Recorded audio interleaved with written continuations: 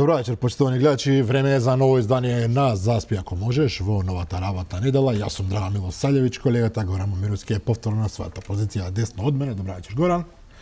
А наш вечерашен гостин е подпредседателот на ВМРО-ДПМН господинот Александар Николовски. Добро вечер и за се. Добро вечер, благодарам на поканата. Имаме многу теми вечера за разговарање, морам да признаам, меѓутоа ние би сакале да почнеме со нешто што нас можеби и лично не погодува почитувани гледачи. Имено тоа е односот на власта кон новинарите, особено односот на власта кон новинарите кои што се критички расположени кон нејзините политики. Тука зборувам пред се за телевизија Алфа, која што, редовно критички се осврнува на политиките на власта, не затоа што немаме што друго да правиме, туку затоа што едноставно сметаме дека власта многу често греши во својот однос и кон нас, меѓутоа и кон државата генерално. Во таа смисла, пред неколку дена, нашиот колега Матеа Петровски, веќе добро познат на вас, почитувани гледачи, повторно беше нападнат затоа што поставил одредено прашање кое што по многу нешта е сосема нормално, легитимно, Горан, веќе се согласиш со мене или не.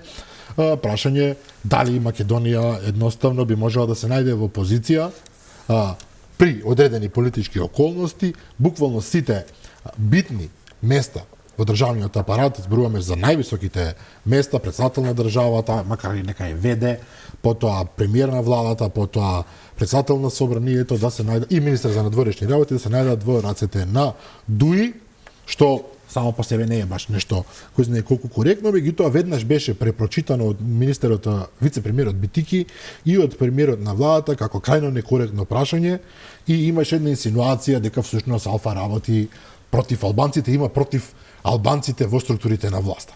Што мислите вие за тоа?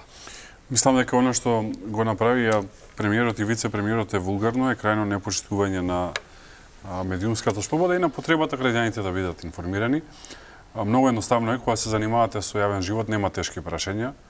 Секако ваша одлуката дали и на кој начин ќе одговорите, но никако не смеете да го напаѓате оној кој што ви го поставува прашањето. Дополнително што ова се прашања од професионален карактер, не се од приватен карактер, Матеа не ги прашуваше за дома какви им се односите, туку и прашуваше за тоа што им е работа, така што за секоја осуда. Од друга страна ги поздравувам реакциите и на Сдруженијата на новинари, на Агенцијата за аудиовизуелни медиумски услуги, кои што мислам дека коректно реагираја и во заштита на телевизија Алфа и во заштита на новинарот, така што покажува во суштина со кој профил на луѓе имаме работа.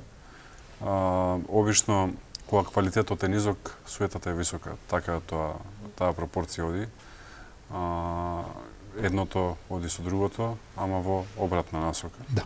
Знаете, има уште една работа што... Да, само повели вернете. Да. Има уште една работа што мене лично ми пречи. Долги години наназад, кога беше ВМРО-ДПМН на власт, постојано се повторуваше дека има недостаток на демократски капацитети, дека новинарите не се во состојба да поставуваат прашање, а потоа веќе 7 години сите критички расположени новинари, тука веќе гарантирам, сите критички расположени новинари на оваа власт и се еден вид отворени непријатели. Не затоа што тие го бараат тоа, туку затоа што власта тоа отворено кажува. Тоа почна од времето на Зоран Заев. Мислам дека не е случајно, затоа што тоа раководство или тој тим на ВМРО-ДПМН кој што беше на власт, пошто тогаш за жал не беше ВМРО-ДПМН на власт, беа 5-6 луѓе на власт од ВМРО-ДПМН. А сега се учители на оваа екипа пред се на ДУИ и делумно на СДСМ, затоа што се во една идеална соработка. Имаат разни професори по разни предмети. Например, слушам дека Сашо Мијалков е професор доктор по игри на среќа и му ги предава на Артан Груби, например. Тој оди на тие часови.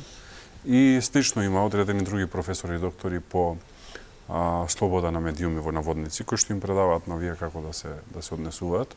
И затоа односот ваков каков што е, односно односот е непроменет. Ама затоа треба да се случи промена на следни избори и да конечно ги работи се расчистат. Сега само да додадам околу тоа односот на владата кон критички настроените медиуми. Веќе влегуваме во нова фаза според тоа што јас го гледам. Владата веќе не зборува за критички настроени медиуми или некаков например бојкот кон оваа емисија. Голем дел од луѓето во владата што сме ги поканеле не сака да дојдат. И ги разбирам, треба да одговарат на незгодни прашања. Што би рекол премиерот, апсолутно некоректни прашања. Кога нешто немаат одговор на нешто, така се одбранат. Проблемот што сега тие се обидуваат да наметнат наратив дека Алфа и другите критички настроени медиуми се фашистички, расистички, етноцентристички и така натаму и така натаму. Нешто што е апсолутно неприфатливо и се согласувам, само покажува колку е слаба таа нивна позиција. Но овде имаме една сериозна ситуација, зборувам за Алфа сега, не зборувам во име на редакцијата, имаше уреднички коментар денеска Алфа, може да го прочитаат сите на alfa.mk, зборувам во лично име. Имате една безбедносна ситуација, би рекол, затоа што кога вие наметнувате наратив дека Алфа, конкретно Матеа Петровски, па и ние често пати сме тако обвинувани, се однесуваме негативно кон албанците, ве стават во позиција да утре некој некаде и физички ве нападне, не де Боже да се обиде да ве убие. Се малку ја Така, не, апсолутно се оправа, затоа што најголем дел има за ова брилјантни научни трудови, најголем дел од насилството, особено на што е расно или етнички мотивирано, е продуцирано од средствата за јавно информирање, односно од медиумите. Се вие во медиуми ако имате таков наратив од луѓе кои што носат врвна политичка и општествена одговорност, како премиер и вице-премиер, нормално е дека некој тоа може да го прифати затоа што ги гледа како авторитети кои што пренесуваат ставови. И затоа ова што го направија Ковачевски и Битичи е за секоја осуда и е под секој ниво на нормално однесување. Таму очигледно е дека според она античката Сократ ми е драг, вистината ми е подрага, очигледно на овие СДСМ ми е драго, ама Дуи ми е подраго. И затоа толку ги штитат Дуи.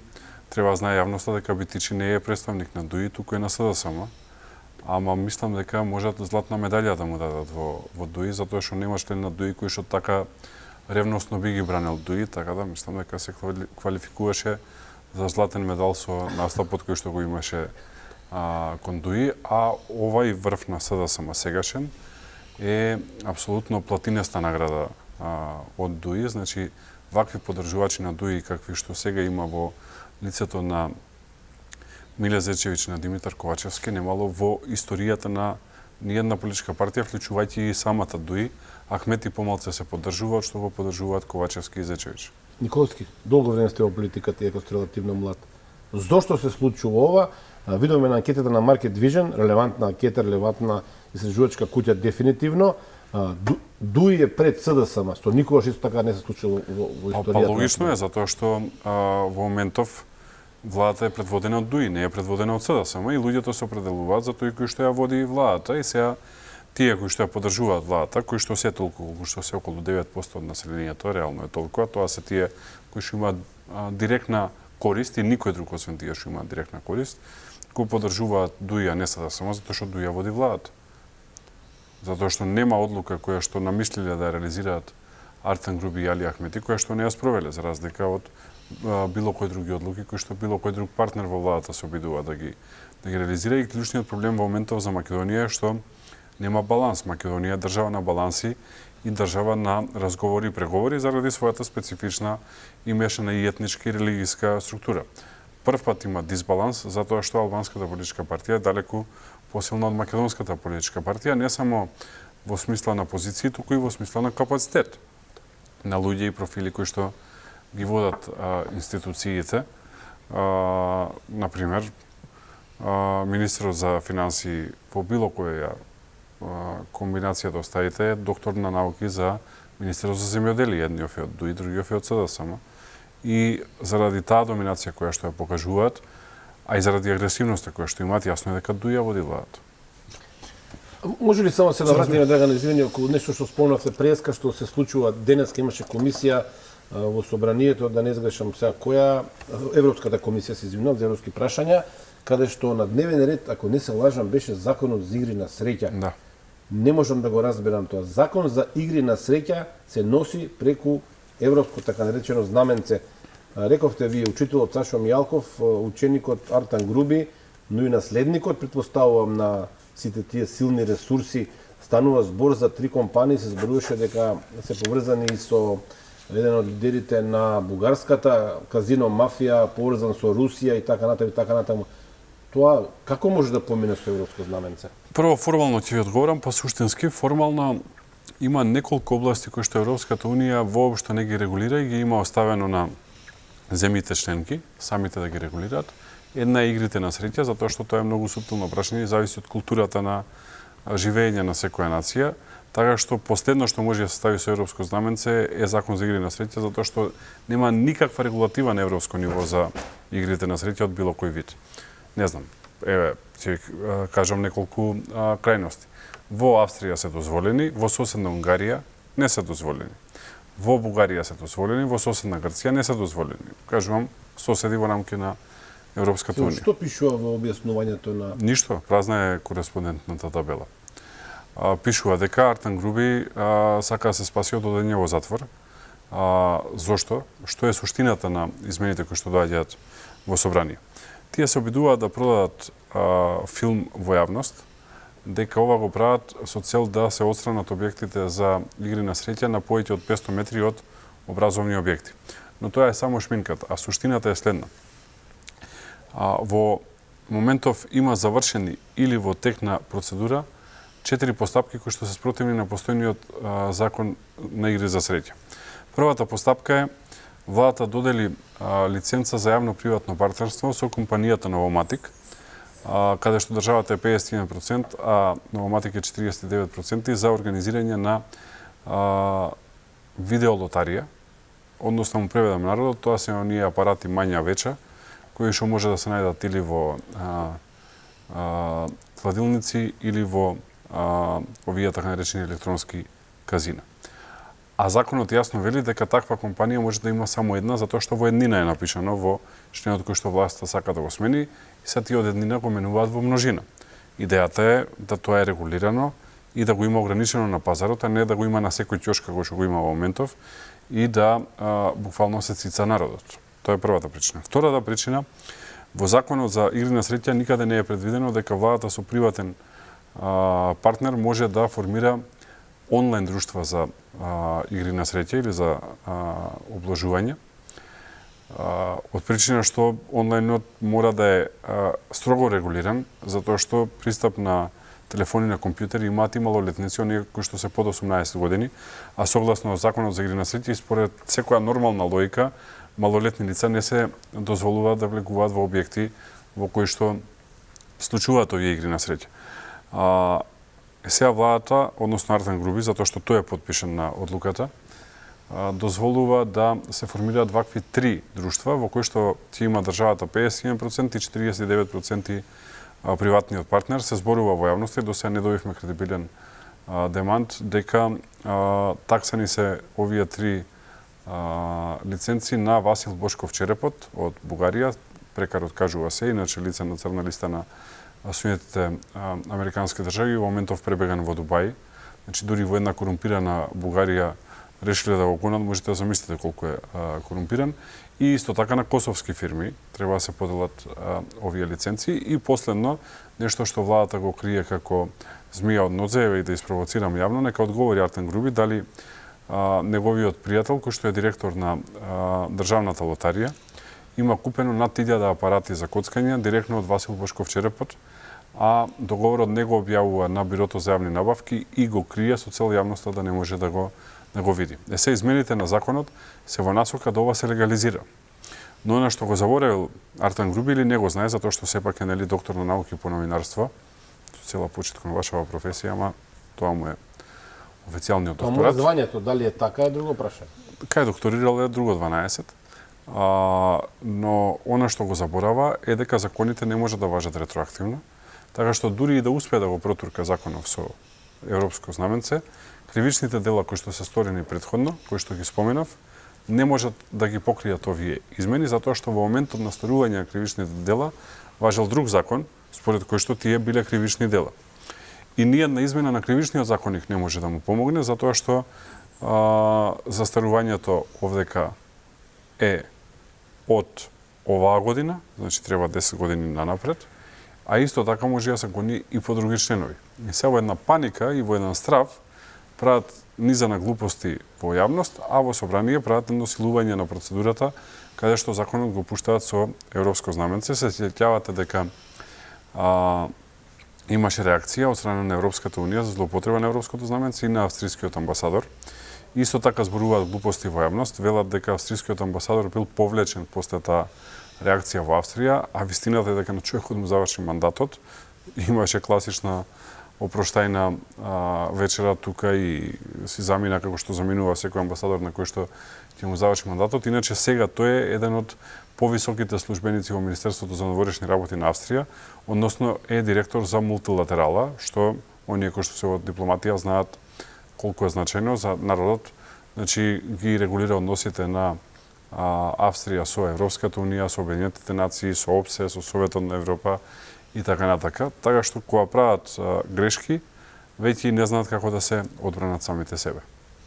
Некој наречат конзервативен, меѓутоа почнаа со садење на марихуана, продолжија со зголемување на можноста за коцкање во една ужасно сиромашна земја, во која што очеот е прилично разгранет, ако така смеам да кажам, да се зголемуваат можностите за коцкање. По било која основа е самоубиство на државата. Тоа е патерн на ова владење. Знаете дека дојде во добри односи со Еди Рама, со премиерот на Албанија, и малце школото и од него го земаја, затоа што Еди Рама во свој мангупски стил направи неколку работи. Прво, испровоцира да се случи едно движење против коцкање во Албанија, кое што како бран се префрли и во Македонија.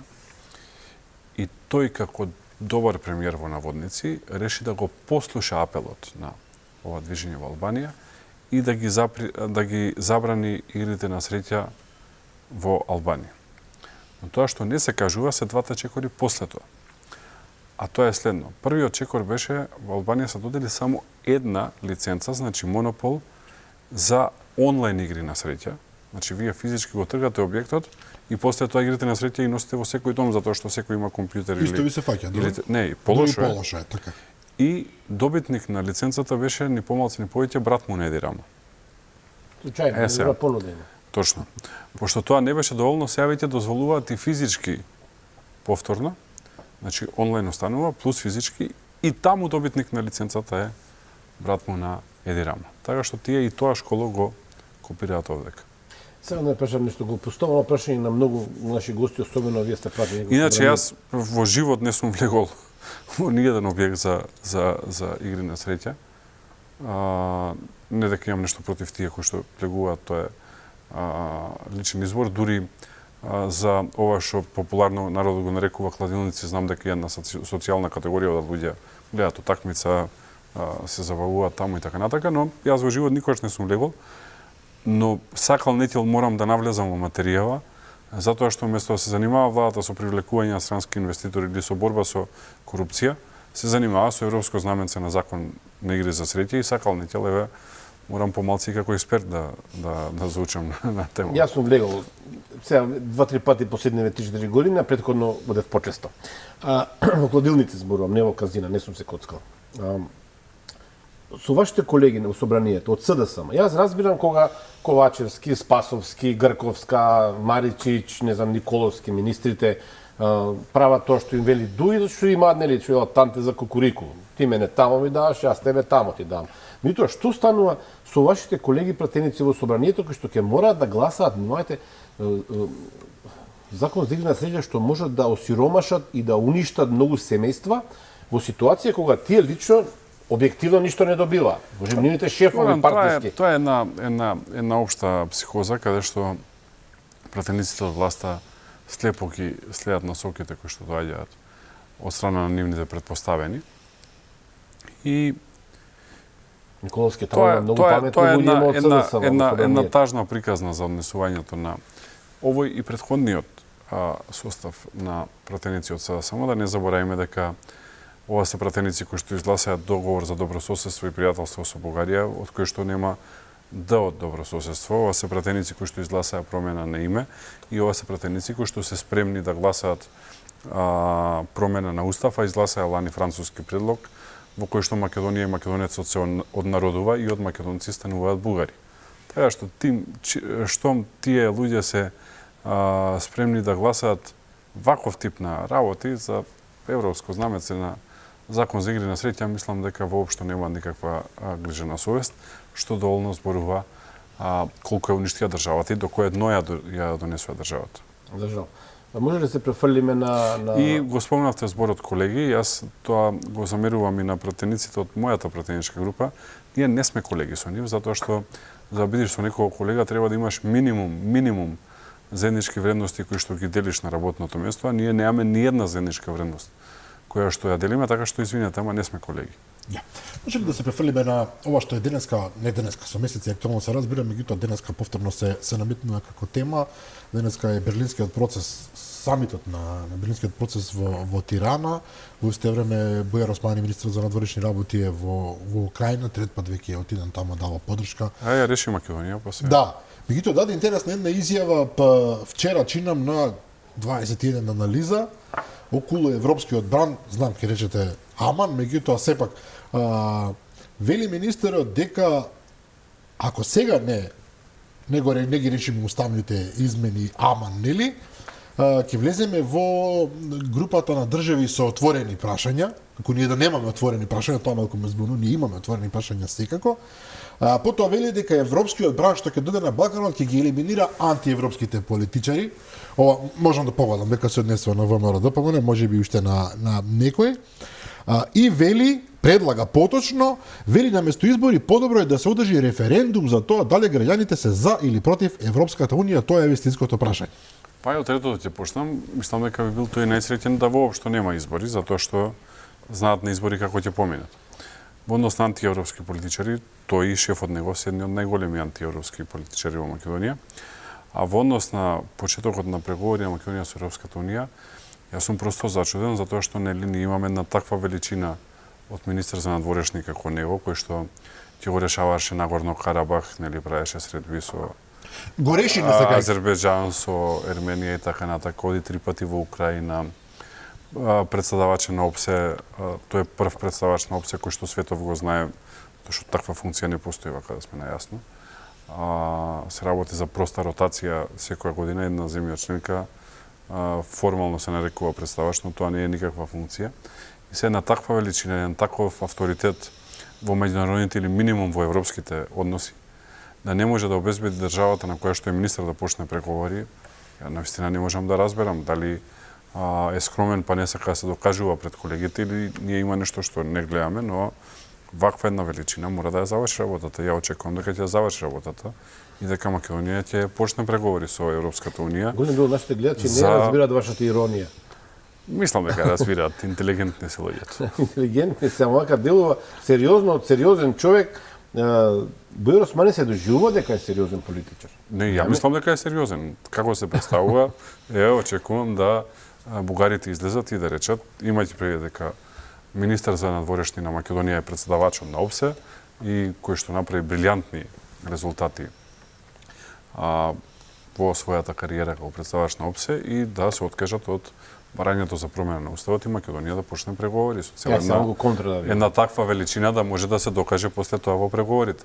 Способниот Бујар Османи, како што велите вие, по 2 години тврдење дека завршена работата со Бугарија од потписот на договор за добрососедство, пред 10 дена рече дека си призна човекот дека Бугарија ќе има и нови барања. Моран, јас иронизирам затоа што со вие веќе нема поинаку како да објаснувате се промашија во годиниве наназад, откако се владат до денес. Јас многу сериозно во ова студио дошел на друга маса, честитки вака за новиот амбиент, прв пат сум гостин вака во овој амбиент. Сум објаснувал дека Македонија ќе влезе во иста група со Албанија. Влезе. Сум објаснувал дека со овие никогаш нема да добие датум за преговори, таман 5 пати ја смени име. Смени име Македонија, смени, за жал. Почна преговори, не почна преговори. Сум објаснувал дека причина заради тоа е криминалот и корупцијата, овие место да ја намалат, ја зголемуваат со закон за игри на среќа со европско знаменце. Така што сите релевантни аргументи сме ги кажале, како и тоа дека Бугарија има стратегија да ги става во ќош и да ги носи во ситуација во која што ќе посакуваат било каков успех и да им доставува документ на маса што ќе го потпишат по секоја цена, се случи тоа, се случи. Јас се сум кажал, сум го правил тоа од патриотски причини со цел државава да биде спасена од лоши политики.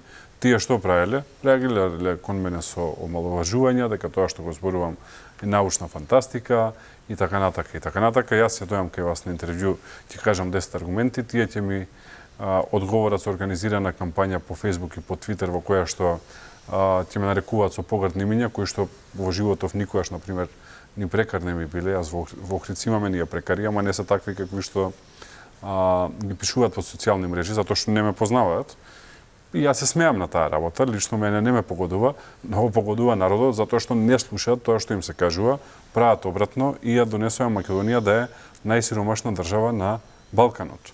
И тоа сите го кажуваат дека Македонија во моментов е најсиромашната држава на Балканот. Кога велам најсиромашниот, Косово е посиромашно. И се околу, бидејќи се уште сме во овој дел со Европското унија, Маричи денеска и во Тирана повторно вели дека 2030 е амбициозен, ама достижен датум. Во ред, тоа се очекува од него да каже, од вице-премиерот за европски прашања. Меѓутоа, најпрвим председателот Стево Пендаровски излезе на Телма, чи нам беше гора? На Телма со интервју во кое што на некој начин и призна дека уставни измени нема да има.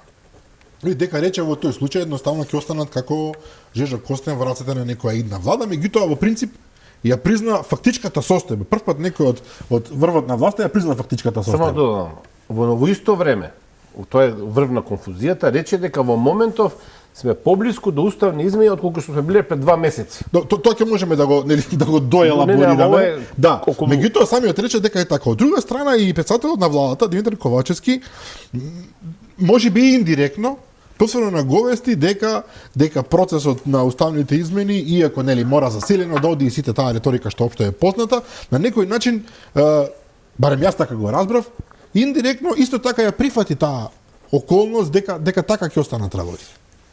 И сега не сме на чисто. Дали владата дефинитивно и покрај целава забрзана реторика која што се повторува во Тирана, во Украина, било каде кај што ќе се оди, всушност доаѓа до оној момент критичен кај што вели не бива оваа работа. Дури и самите тие. Значи, уставни измени нема и нема да има само заради ВМРО-ДПМН и тоа е затворена тема. Францускиот предлог го потпиша лани во јули, сега сме средина на октомври, значи помина година и кусур, уставни измени нема, да требаше да ги има и да се случат, ќе се случува во овие година и кусур, доволно време имаше. Уставни измени нема заради ставот на ВМРО-ДПМН и тоа прв го призна Али Ахмети како воџа на оваа влада, неформален, или уште пред месец дена во легендарното интервју во Тренерки од дворот кај него кажа дека ВМРО-ДПМН нема да гласа за уставни измени под бугарски диктат. После тоа еве го призна и Стево Пендаровски и на крај го призна и Димитар Ковачевски. Така што добро е што на крај сватија дека уставни измени нема да има затоа што потпиша катастрофален договор. А во однос на кредибилитетот на Пендаровски, што ја кажам, човекот завршува со 2% рейтинг. Мислам дека Но не е така, господин Николски. Во година ова време никој нема се сеќава на него дека бил председател. Истиот господин председател само сега. што и потроши 5 години на Македонија. Но председателот вели дека го зборевме тоа, меѓутоа сепак дека ако сакал се што требало да направи е малку да префали на национализам и ќе си обезбедил 700.000 гласови. Има избори в година, нек префали на национализам и в година со 700.000 гласа ќе победи во први круг, тамам да не трошиме пари за втори круг и да завршиме работава. Ќе заштеди и пари на Македонија. Околу вториот круг ќе позборува, меѓутоа само уште една работа околу уставните измени, иако дефинитивно е таа работа апсолвирана се чини, можеби мал држи рекорд се уште, мислам, ова сериозно кажувам. Се уште рекорд во Македонија несоборен има од Васил Тупурковски на изборите за член на председателството на поранешна Југославија. Тоа се први директни избори во Македонија, по старите генерации знаат. Апсолутен рекорд држи Васил Тупурковски. Да. Може би сега Стево Пендаровски ќе го Петар. Јаков Лазаревски, ако не се лажам, професорот по социјална психологија, се бореа за тоа зборам 89-та година. Па прилика така. Тоа е 88. 88 година. Но само еден момент, еден детал знаете мене ми дека е. мене историјата ми е обилна работа, така што Добро, можеме тука за сме тоа погодени дискутираме. сите, да. Тоа е Добро, 700.000 гласачи Стево Пендаровски да се претвори во, не знам, Во суштина тоа сега малце менуваме, ама Па, тема, ама емисија вија таква и подолга има простор да се отворат и повеќе теми, а добре малци да се едуцира публиката. Во суштина тоа е една добра намера ја носи Југославија во колапс, затоа што тоа е прв и последен избор на членови на претседателство на Југославија на директни избори, за да знаат тие кои што не се потекли помладите. Југославија после смртта на Јосип Брз Тито нема претседател како единка, туку има колективен орган претседателство, каде што од секоја република има по еден член и тие се тоа колективно претседателство, од кој што еден е претседавач на ротирачка основа. И кога завршува мандатот на претходните членови на претседателството на Југославија, во 1988 година се бираат нови членови на претседателство со непосредни, односно директни избори. И тогаш настанува проблемот затоа што во Босна и Херцеговина победува кандидатот кој што е поддржан од бошњаците или тогаш како што ги нарекуваат, како што ги нарекуваат муслиманите, но тогаш веќе се раѓа и звездата на Алија Избеговиќ и двата други народи кои што се во голема бројка таму, и хрватите и србите се чувствуваат несоодветно представени и тоа е кулецот на конфликтот, што значи дека и една добра идеја во политика, ако до крај не ја изанализирате добро, може да донесе лоши резултати, а во случајот на Југославија за жал донесе распад и крвави војни. Да. Малце се избегавме од Не, во ред, но ама добро користно Раев да се знае. Диздареvić Богиќевиќ беше на крајот последниот претставник од Босна и Херцеговина. Овде имавме Интересни разговори, времења, мора да да. признам баш за тие времења и со Срđan Ивановиќ и со особено со Ивца Боцевски е многу голем љубител на овој дел од историјата, но да се вратиме уште еднаш кај овој детал околу уставните измени. Господин Арбен Таравари, член на владата практично, неговата Жител на Гостивар или на Скопје? на некоја скопска општина, ако не се Собственик лажам. на ХЦМ во Скопје. Мислам дека треба детално законот да се провери и мислам дека треба му се оспори мандатот во Гостивар, имајќи предвид дека законот за локална самоуправа јасно вели дека за градоначалник може да биде избран жител на општината, имајќи предвид дека Таравари подолго време не е жител на општина Гостивар. Мислам дека соодветните институции во држава треба да му го оспорат мандатот, затоа што не живее во Гостивар, живее во Тавталиџе во Скопје. Да. Меѓутоа, Комшија со другар му кој што е министер за здравство во моментов и мува не го лази за милион скандали кои што се случуваат на во здравствениот систем во држава. меѓутоа токму кога се случува ова, да речеме, И нормално со уште еден, тоа е магнатот Пуцко Петров, кој што им ги сите се на исто место. подари куќа. Меѓутоа, морам да се вратам и инсистирам на ова. Токму моментот кога се согласуваме дека власта признава дека практично уставните измени веќе излегуваат од Не, јас ви ја разбирам приказната, поентава, пак ве прекинувам. Господинот Таравари Не можам вели да коментирам корумпиран човек кој што беше спремен да се продаде себе, политичката партија која што ја води и идеологијата за две куќи. Таков човек не вреди трошиме време да го коментираме. Знам, меѓутоа кога некој вели од позиција на лидер на партија дека ќе дојде до редефинирање на државата или реорганизација, легитимно е да се праша што поѓа воли да тој човек мисли со тоа. Затоа што ќе веројатно нема ли- уставни измени. Поверојатно е легитимно да се праша дали ќе побара уште една куќа при следниот потек политички кој што треба да направи, тоа ќе заборави за промениве на уставот. Значи, Таравари е дно од политичар затоа што се продаде себе и партијата за две куќи. Се дали дводомен парламент како И што тоа најавува беше и тој, тоа. тоа е Во некаква две куќи, символика за два спрата куќа, тоа е веќе друго прашање кое што ние ќе го повикаме, ќе го поканиме до во студио да одговори. Не, мене ми се допаѓа ова начинот на кој што одговарате, меѓутоа и знам дека има многу луѓе кои што гледаат дека на власта последен чекор кој што може да ја обезбеди нешто во тој правец е токму таа закана, директна или индиректна, дека би можело да како? дојде до редефинирање на државата. Како? Прво за случај редефинирање на државата треба да се согласат сите. Второ треба да се согласи македонскиот народ како мнозински народ. И трето формално тоа треба да помине во собранија, не може да помине во собранија затоа што нема двотретинско мнозинство, а после следни избори не само што ќе нема двотретинско мнозинство, туку ВМРО со партнерите ќе има двотретинско мнозинство, така што ова е затворена тема. Ама се зборува во страна на Таравари за оваа тема, за да не се зборува за куќата негова. А вистинското прашање е како ја доби куќата за без пари.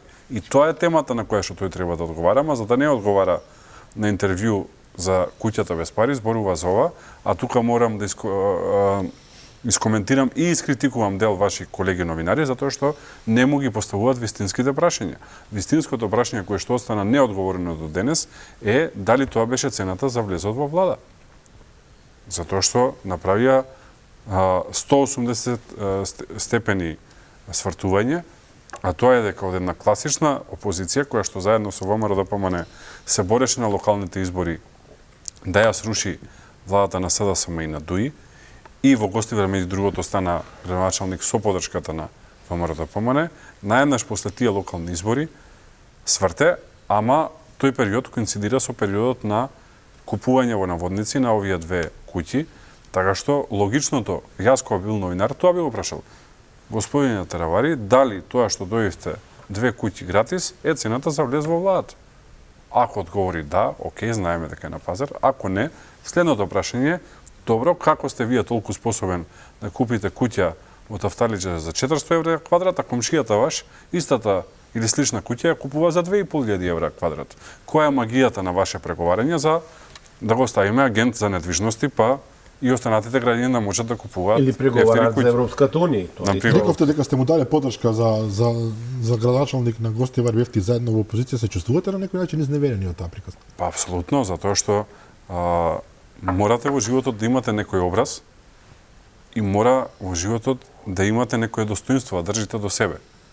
Се утепа од доаѓање во штабот на ВМРО-ДПМН, повеќе доаѓаше и од некои членови на ВМРО-ДПМН, се влезе во една искрена соработка, како поголема политичка партија сме им помагали да се организираат во партијата и прес-центар да организираат и организациони тимови да направат. Им отворивме врати во фондацијата Конрад Аденауер, да може заеднички да правиме настани, контакти со Европската народна партија.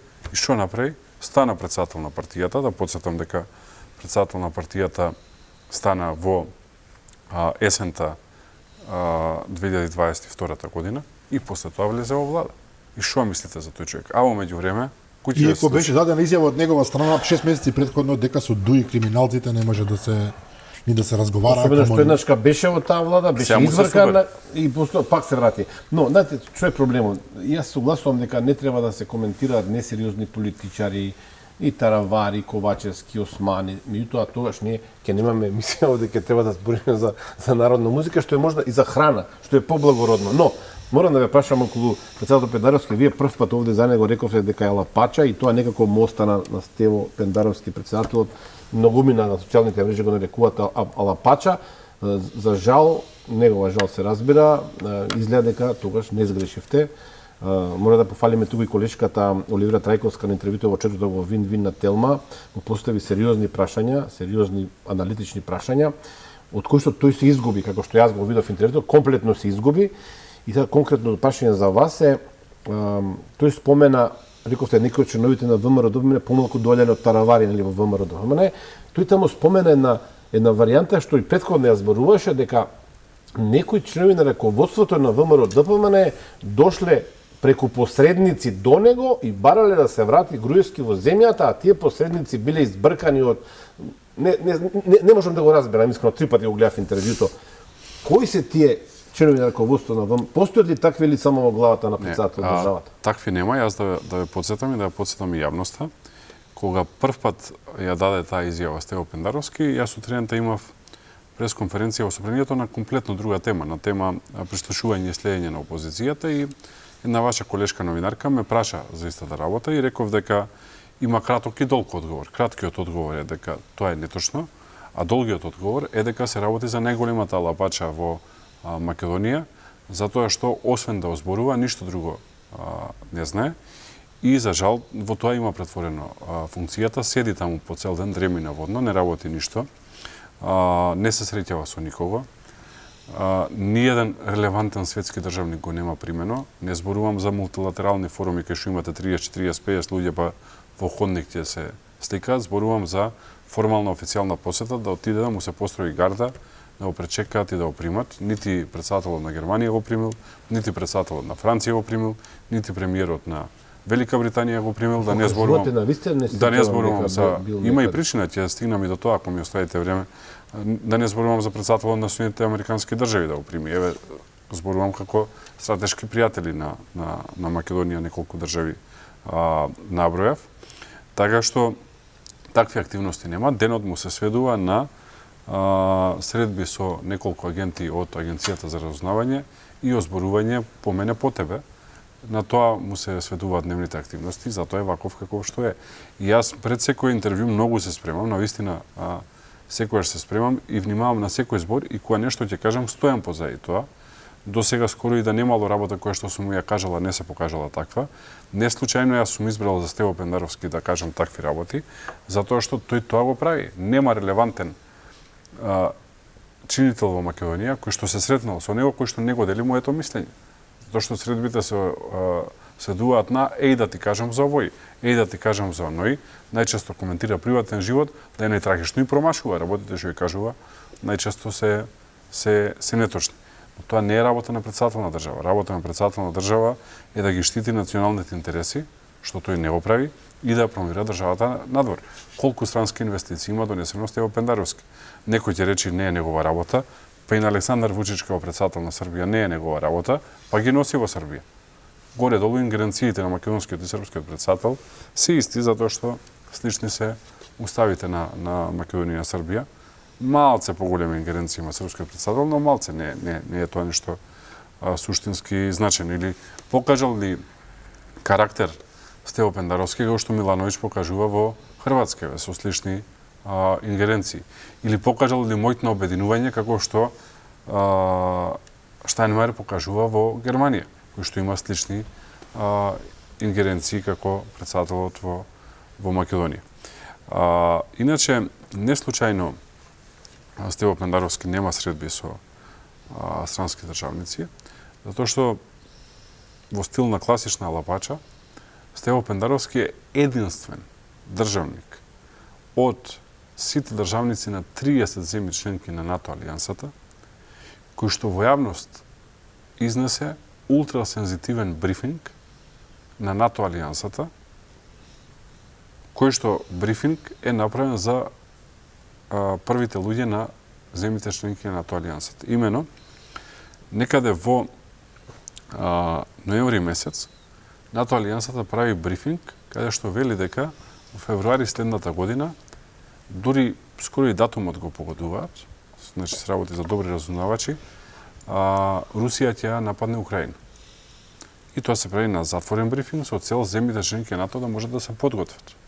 Како што очигледно и неголемите се подготвиле, затоа што првичната намера на Русија не испадна, нели беше намерата да е кратка војна во која што ќе се собори раководството во Киев и ќе се инсталира раководство блиско на Русија. Стево Пендаровски излезе и ова кажа во јавност. Уште таму некаде крајот на ноември. И кој после тоа очекувате него да го смета за релевантен соговорник, кога една врвна тајна тој изнесува во јавност и на тој начин компрометира цела стратегија на НАТО алијансата, на која што членки се најразвиените и најмоćните земји во светот. Што да очекувате после тоа од таков човек? Практично власта ги плаши граѓаните со изолација кога ВМРО ќе дојде на власт, а ние веќе сме во изолирана ситуација со изолација на шефот на државата и Македонија изолирана. Точно.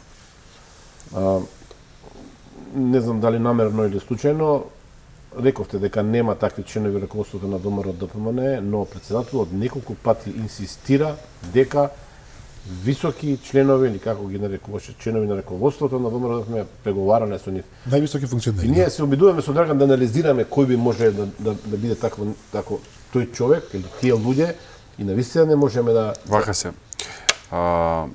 Барањето за амнестија кај Стево Пендаровски е испорачено од Али Ахмети. На таа тајна средба што реагираат сите? По неколку начини на неколку средби. И сега што се случува? Стево сакајќи да е атрактивен и да е фраер, оди на интервју кај еден ваш колега, новинар, и го кажува тоа. Впрочем, неговото ниво се гледа по тоа што на сите новинари, ако сте забележени, на тим се обраќа, како да се другари од мало, што е едно крајно непоштување. И сега се случува тоа интервју и утредента логичното прашање кое што и јавноста поставуваме и сите вие новинарите е добро, ако имало такво барање, кој го испоставил до вас таквото барање? И сега веќе фатен во собствената глупост дека кажал работа која што не требало да ја каже, и соочен со тоа дека ако каже кој го побарал тоа од него, ти изгуби било каква потенцијална поддршка на избори, мора да измислува глупости и лаги и ги измислува глупостите и лагите и ги изнесува во јавноста. Ова е целата вистина. Имате ли информации за луѓе што се под негова ингеренција преку Агенцијата за разузнавање дека тие всушност ја прават комуникацијата со Никола Груевски?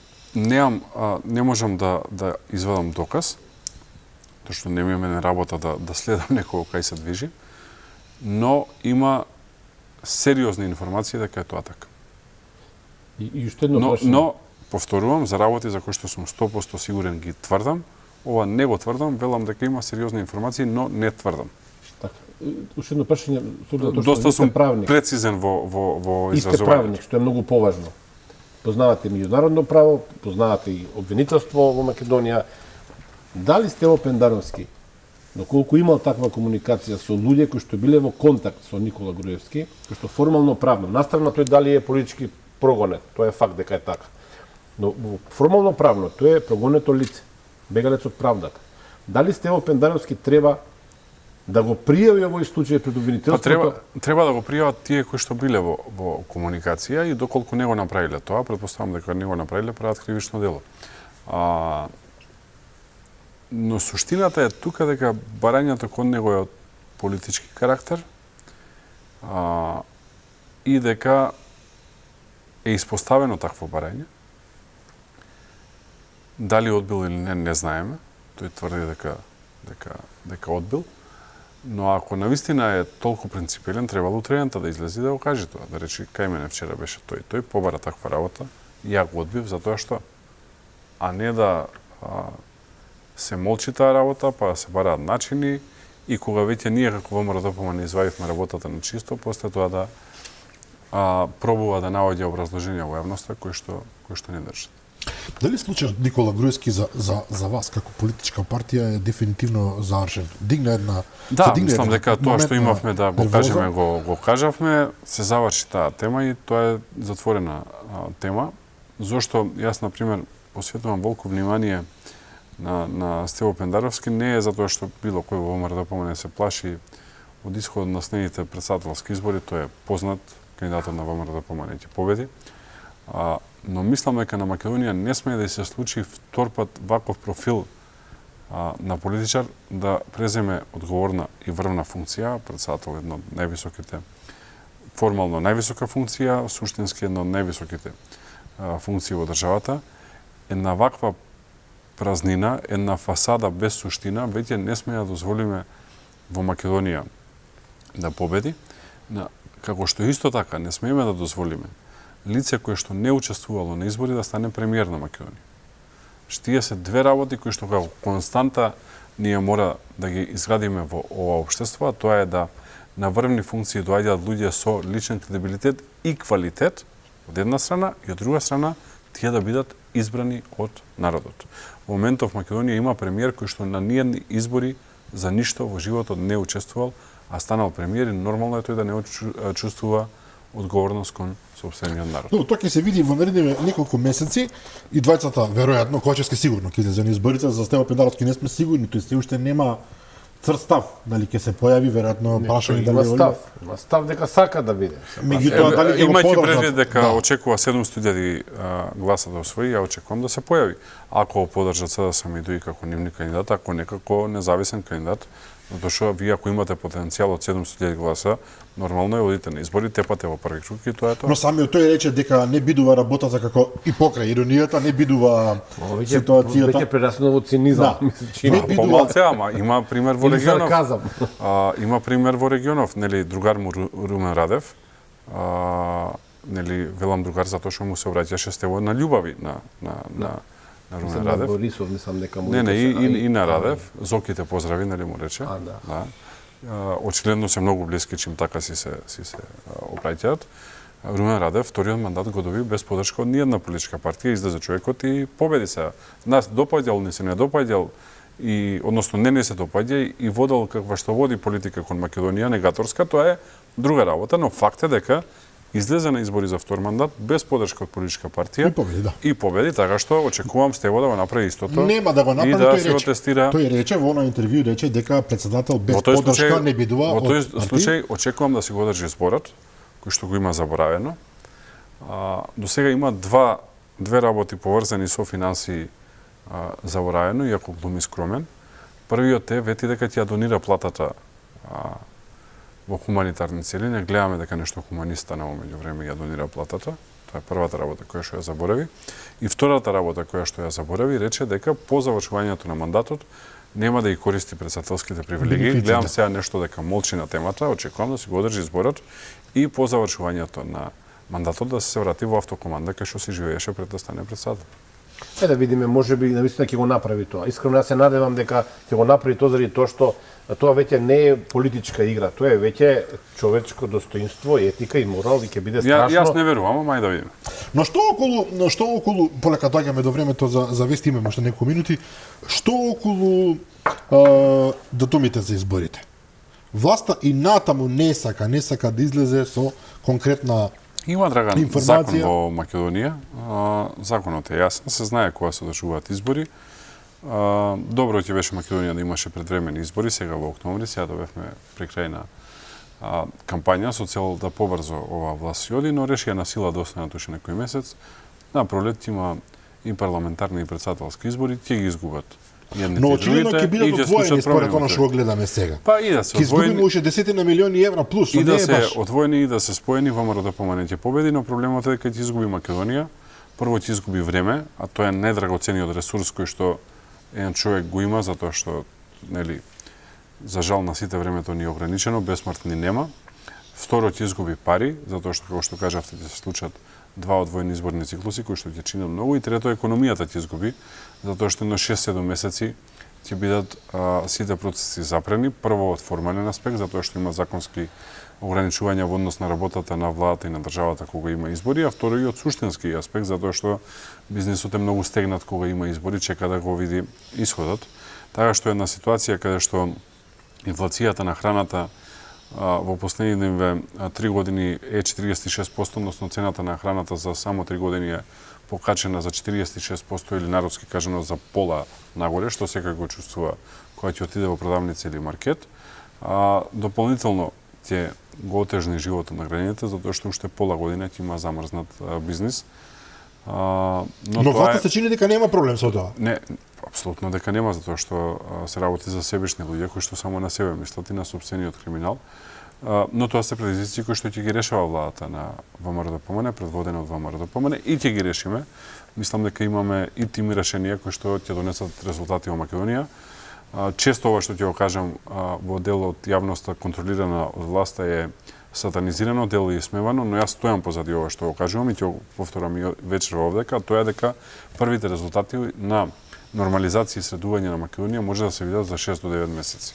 И стојам позади ова. Сега Тимошевски на Пендаровски, тој го обвини ВМРО ДПМН и раководството дека се заканува дека ќе прогонува сегашни политичари што направиле криминал и дека тоа не било работа на политичарите, тоа било работа на правосудството.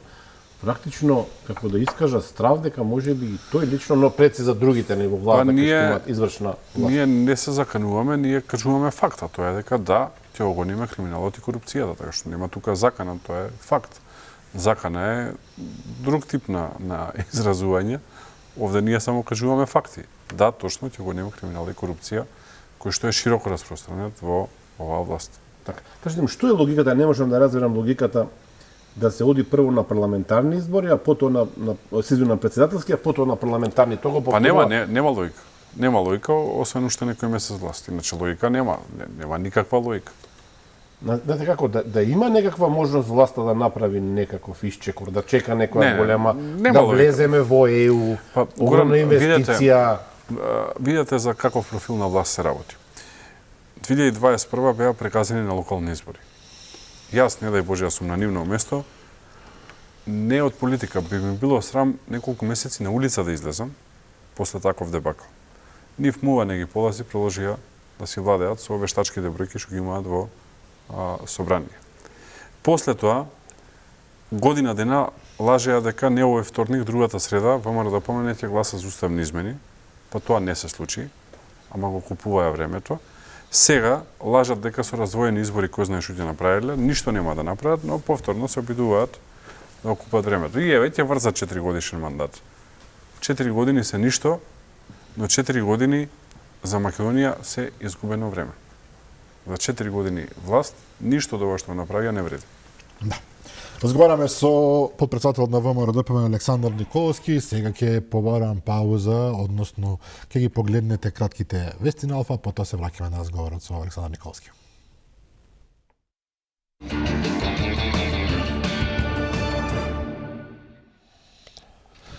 И по кратките вести се враќаме во вториот дел на Заспи ако можеш, вечерва со подпредседателот на ВМРО-ДПМН господин Александар Николовски. Николовски, неодамна бевте во Советот на Европа и тамо од позиција на опозиција, ако така можам да кажам, ги браневте интересите на Македонија, онака како што тоа не го прави власта, иако би требало, ако е заинтересирана навистина за интегритетот на државата, тоа да го направи. Вие рековте дека Радев и Јотова спроведуваат екстрена политика на национално негирање на македонците во Македонија, во Бугарија и во Албанија. Точно, Советот на Европа гледаше еден многу значаен извештај, а тоа е за растот на крајната десница во голем број земји во Европа, земји членки на Советот на Европа. И јас побарав да во тој извештај се вклучи и Бугарија, без разлика што председателот и подпредседателката на Бугарија порано беа членови на левицата, односно на Бугарската социјалистичка партија и се прокламираат како левичари, во суштина се екстремни десничари, крајни десничари.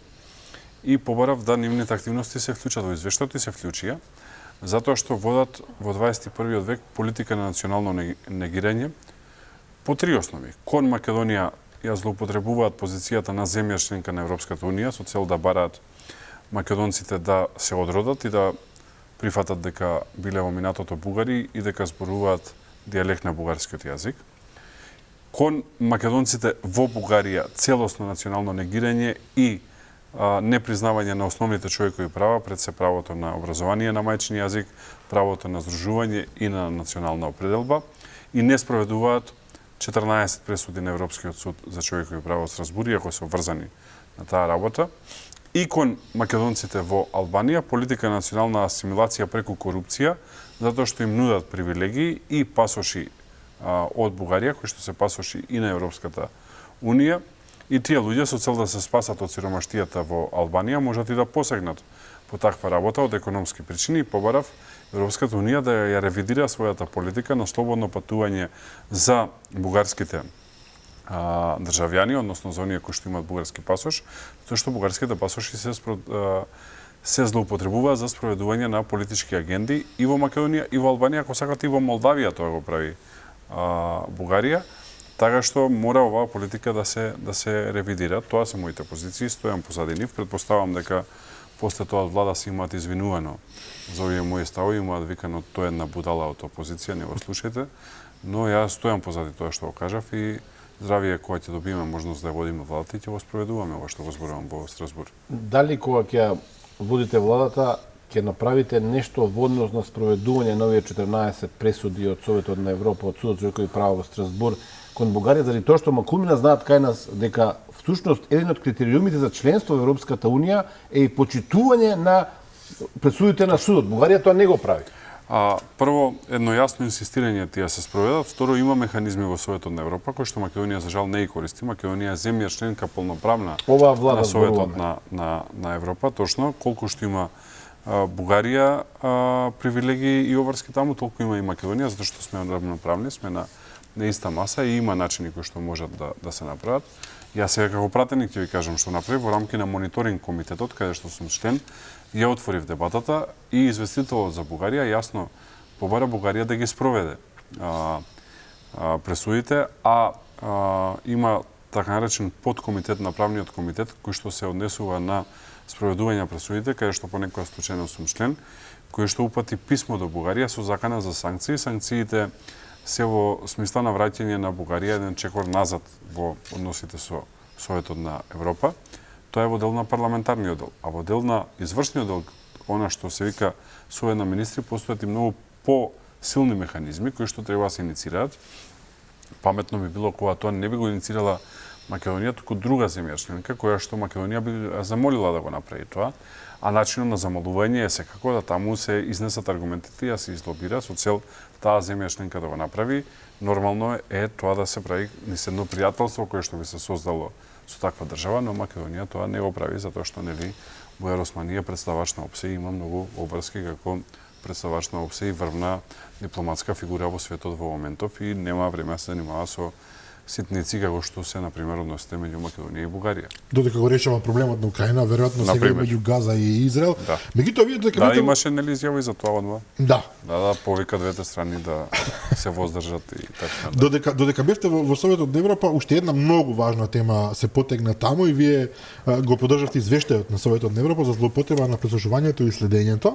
Многу важно прашање затоа што вие во повеќе наврати, мислам дека и во оваа емисија имате спомнато дека сте убеден дека власта ги прислушкува највисоките функционери на опозицијата. Точно. Сега веќе како што напредува технологијата и светот, така и следењето напредува и веќе се има една нова димензија, а тоа е дека најмоćните разузнавачки служби развија така наречени малициозни инвазивни софтвери, преведам се вака понародно. Тоа значи дека преку смарт уредите, кои што не секогаш се телефони, некогаш се и смарт телевизори, и за ова бев исмеван од власта во социјалните мрежи, но тоа е така, кога немаат одговор, исмеваат.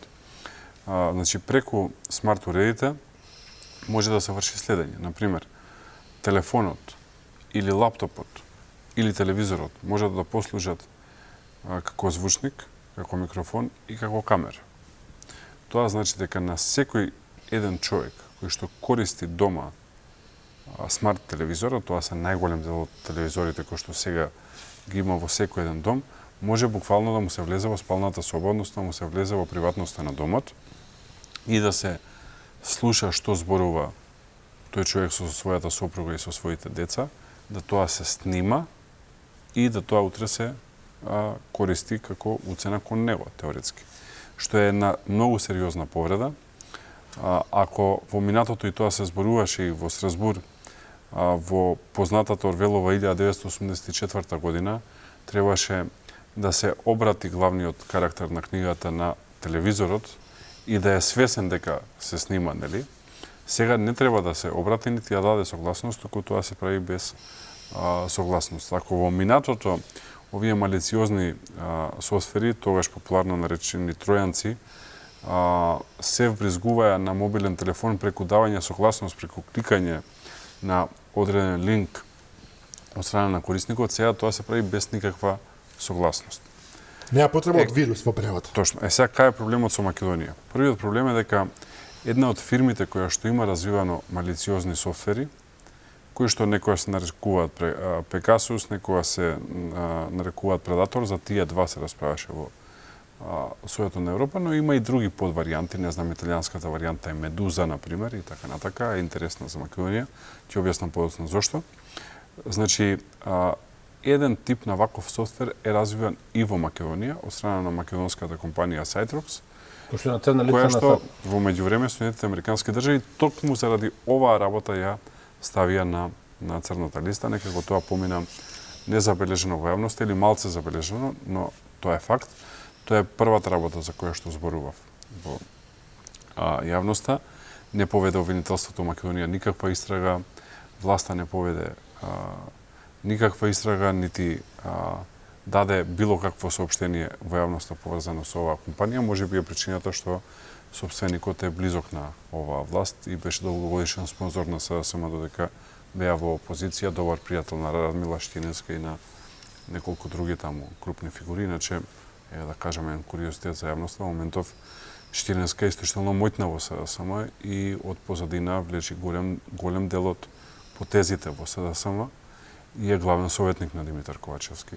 Слободно нека ме демантира ако не е така, ма така е. Ова е нешто што не е циркулирало во јавност. Да, прв пат е го Мислите дека се должи на нејзината моќ преку Сайтрок, со која фирма ја гледаме на фотографии заедно? Имаат различни односи со актуелниот председател на СДСМ, но јас стојам позади ова што го кажувам, дека во моментов е дури можеби и помојтне од времето кога формално беше заменик председател на СДСМ, подпредседател на влада и министер за одбрана. Со своето влијание кон председателот, затоа што јасно е дека со Заев не беа во најдобри односи, а сега со овој во исклучително добри односи и за многу работи таа ги носи одлуките. Тоа е во однос на едниот дел на производство. Може ли во Македонија фирмата Сайтрокс по нарачка на државни институции да прислушува луѓе? Тоа е вториот дел. За таа фирма нема сознанија, но она што можам да го кажам е дека ние, како членови на Комисијата за надзор на работата на безбедносните служби, значи неколку пратеници, побаравме извештаи од овие безбедносни служби за користење на таков инвазивен малициозен софтвер, имајќи предвид дека со исклучок на една, а тоа е и морам да им оддадам признание, војното разузнавање, сите останати решија да ги класифицираат извештаите како државна тајна. Јас сум носител на сертификат за државна тајна. Оврзан сум пред законот да не можам деталите да ги изнесам во јавност, но она што можам да го кажам во јавност е дека не добивме кредибилен демант на нашите сомнежи дека граѓаните во Македонија се следени. Тоа е максимумот што можам да го кажам. Но добро, ова е доволно. Прилично страшно делува вака, мислам. Мислам дека сум јасен што сакам да кажам. Околу Медуза италијанскиот софтвер варијанта? Има една спорна набавка во рамки на ОТА, на Оперативно-техничката агенција, за јавноста за оние што не знаат. После големите скандали со прислушување во Македонија, процесот на прислушување се подели на два дела. Постои така наречена Оперативна техничка агенција, која што е таа која што вклучува и исклучува прислушување и постојат корисници на тие материјали, дали е тоа Агенцијата за национална безбедност, бивша УБК, дали е Министерството за внатрешни работи, може да и Царинската управа, например, Управата за јавни приходи, Финансиската полиција, перење пари, така натака, бројни институции. И се нормално е дека Оперативно-техничката агенција мора да има соодветна опрема за оваа работа, но јасно пишува во законот дека не смее да се врши следење на она што се нарекува интернет простор во смисла на метаподатоци кои што се собираат, се ова е малце стручна терминологија, се обидувам да најдам зборови кои што се прилагодливи за јавноста, но навистина ги нема, се работи за стручна терминологија, но оваа агенција има влезено во набавка на опрема која што не одговара на законските овластувања на оваа агенција.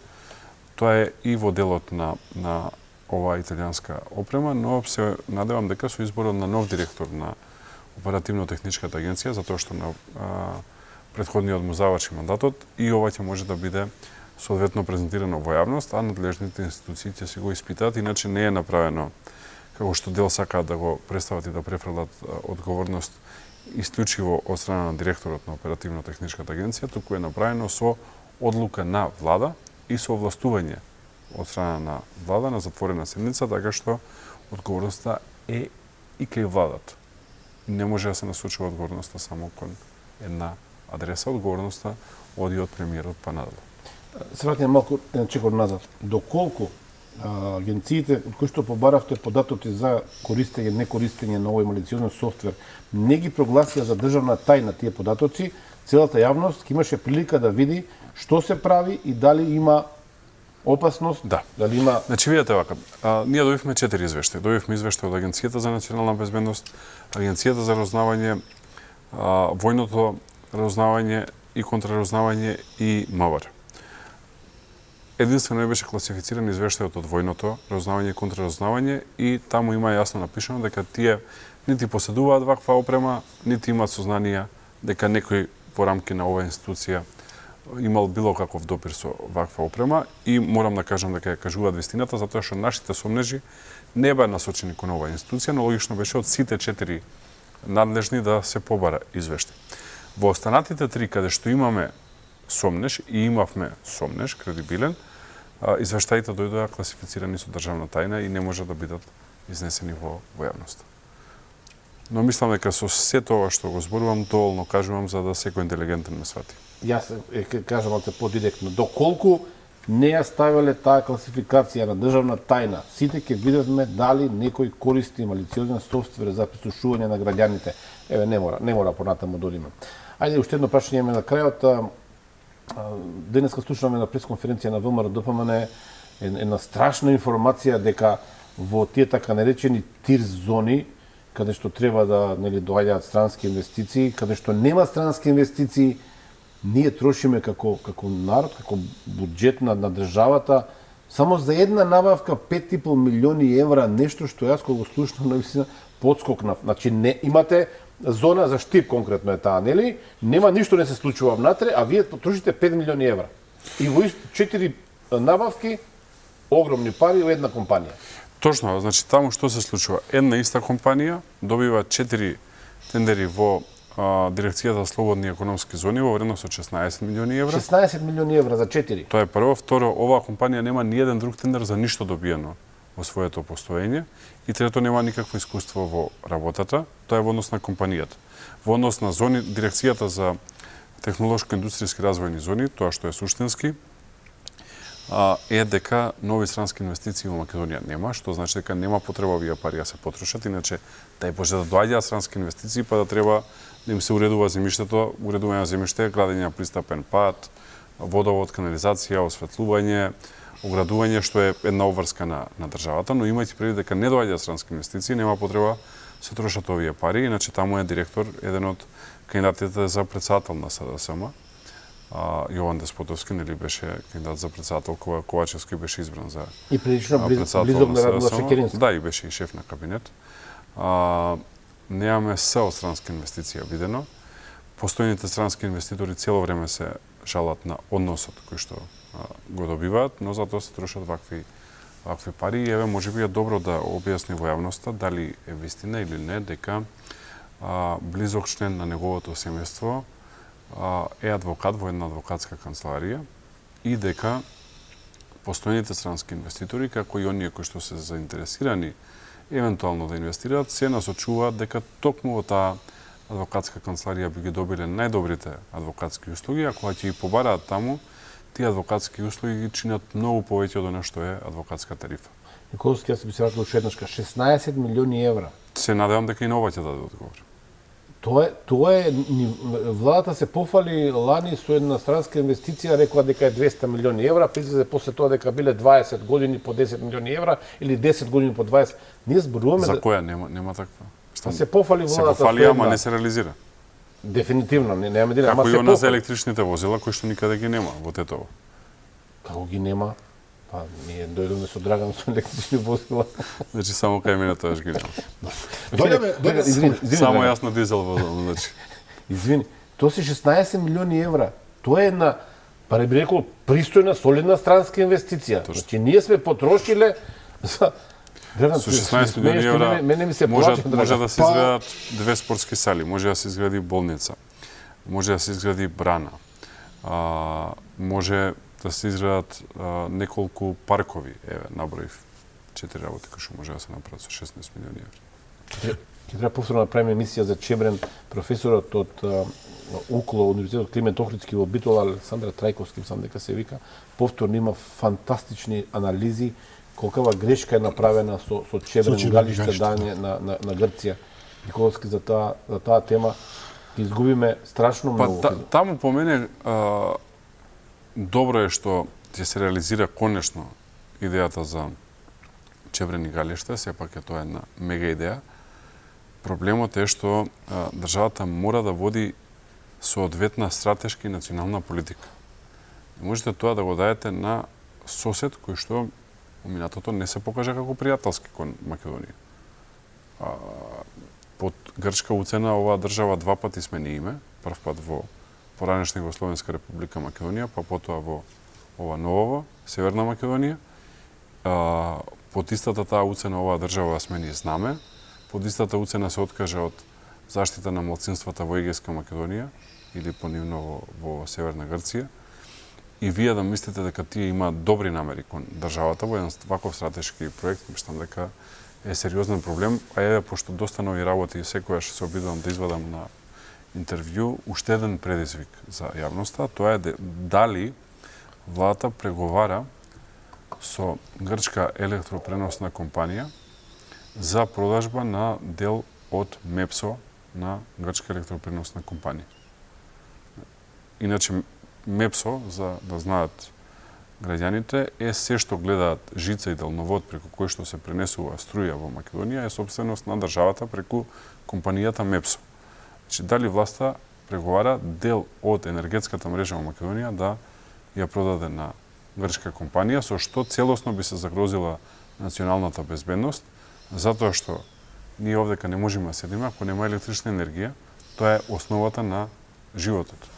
И со отстапувањето на дел од компанијата се отстапува, значи и дел од мрежата, односно се има увид во целата мрежа, формално на онолкав дел на колку што ќе се отстапи ќе биде и собственик оваа грчка компанија, така што сакаме ве јавно да прашам дали на овој начин се загрозува националната безбедност на Македонија. Што вие прашувате нешто има таму, е добро прашање за И сосема за крај, денеска две интересни вести, едната излезе, ако не се лажам, по-прво на ВМРО да не сум сигурен, се однесува на менито во владата. Многу интересни цени, морам да признам, мене ми се пријаде тама, морам да признам. Прилично ефтино, ако не се лажам, не сум бил одамна, меѓутоа и во собранието се ефтина храната на менито. И уште една работа поврзана со тоа, министерот Османи прашано околу авионот кој што го немаме како држава и кој што не можевме да го пратиме во Израел да ги вади нашите граѓани, па моравме со Ер Србија да се снаоѓаме побрзо да помогнат. Министерот вели ние би набавиле, меѓутоа се плашиме дека јавноста тоа ќе го смета за луксус. Ова се две различни прашања. Прво, она што го извади Наум Стилковски во јавност за цените во владиниот ресторан, јас го гледам од овој аспект. Цените во владиниот ресторан се такви, проблем е какви се цените надвор од владиниот ресторан, односно по мене тие цени треба да се секаде, затоа што тоа е реалниот животен стандард на граѓаните. Тоа е тоа што може да се го дозволат. Проблем е што надвор од владиниот ресторан тие цени се помножени со 3, со 4 или со 5, а платите на граѓаните се поделени со 3, со 4 или со 5, споредено со функционерите во владата. Значи, народот има 3, 4, 5 пати пониски плати од функционерите, а плаќа 3, 4 или 5 пати поскапо за храна. И тоа е суштината на она што предпоставам Стилковски сакаше да го потенцира во јавноста. Во однос на набавката на владин авион, секоја сериозна држава која што сака да држи до себе, има на располагање средства кои што ги користи на таа држава, секако тоа е и владин авион. Дали сметам дека Македонија треба да има уште еден владин авион кој што би бил поголем и помоќен од постојниот, мислам дека да, треба да има. Прашањето е како ќе се користи и дали ќе се употребува или злоупотребува. Ако се злоупотребува, треба да е казнето. Проблемот сега со Македонија не е што има помал владин авион, туку што според наши сознанија истиот се злоупотребува, зашто веројатно во следниот период ќе дознае јавноста преку нашите настапи во јавност. Значи, повторувам, државата мора да има ресурси, ние не можеме да правиме популизам. Еве, Гордана Јанкуловска одлежа затвор заради популизам. Има работи кои што се атрибут на секоја држава, помеѓу другото тоа се и службени возила, тоа е и владин авион, тоа е и армија, тоа е и полиција, тоа се карактеристики кои што мора една држава да ги има. Но прашањето е дали истите се употребуваат или злоупотребуваат. Дали армиските хеликоптери се користат за превезување на полицајци и интервенција во сузбивање на криминал или за возење на министерот од точка А до точка Б. Ако е првото е оправдано, ако е второто е злоупотреба.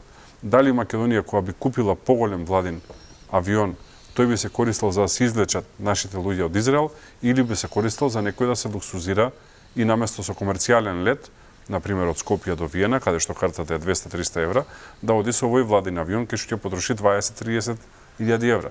Тоа се прашањата кои што треба се еден вице-премиер. Да, тоа се прашањата кои што треба да се одговорат. затоа што популизмот не сме да ги јаде основните атрибути на државата. Она што треба е рационално користење на средствата на државата и одговорност за злоупотребата. Да. Александар Николски, подпредседател на ВМРО ДПМН, и благодариме за вечерашното гостување. Благодарам, беше задоволство како и секогаш и поздрав на сите што не гледаа. Почитувани гледачи, тоа беше се за вечерва. Утре во 15 часот е призната издание на оваа емисија. Сигурно повторно ќе ви се јавиме во 22 часови и 30 минути. До тогаш пријатно.